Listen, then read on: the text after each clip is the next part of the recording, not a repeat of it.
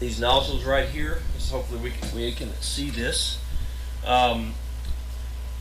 This nozzle right here, and this is regarding the winterization process. We winterize these trailers, getting the water out of them by hooking up an air compressor, and there's a shut-off valve right over here that you can use. And here I'll see if I can shine a little bit of a light on it, maybe help us out. That should be a little bit better. So you can see in the top corner there, that valve is open.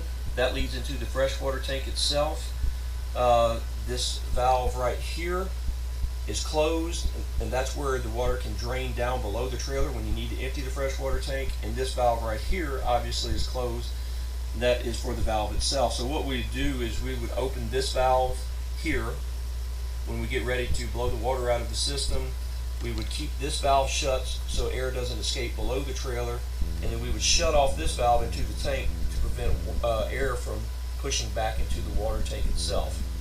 And then from that point, we would open up the valve on the hot water heater to blow as much water out of the hot water heater that's left. You can pour all your water out, keep your faucets open until you get as much water out as possible, and then from there, open up the valve right here on the hot water heater to blow the balance out.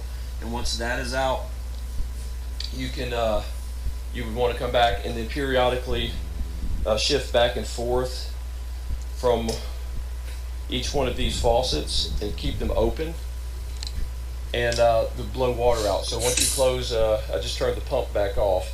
But if there's only a trace amount of water in there as you're running it through, you'll spray it, push all the water out, and go back and forth to each one of these lines until there's no more water coming out, because you don't want water standing inside of your pipes in the freezing weather, because it will crack these. And you don't want water in your hot water heater freezing, because it will mess up the hot water heater itself, and none of that would be covered by warranty, of course.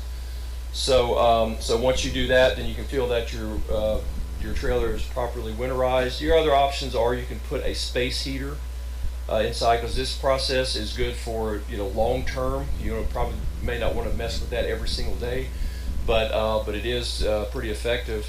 The other option again is put a a heater in the V nose itself, hook it up maybe here in the trailer to keep the air temperature above freezing. Or the other option is you can actually pour pure grain alcohol into the freshwater tank on the side where the city water box is, and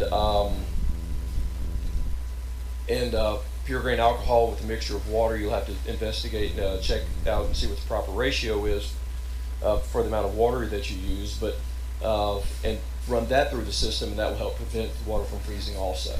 So those are all options that you can use.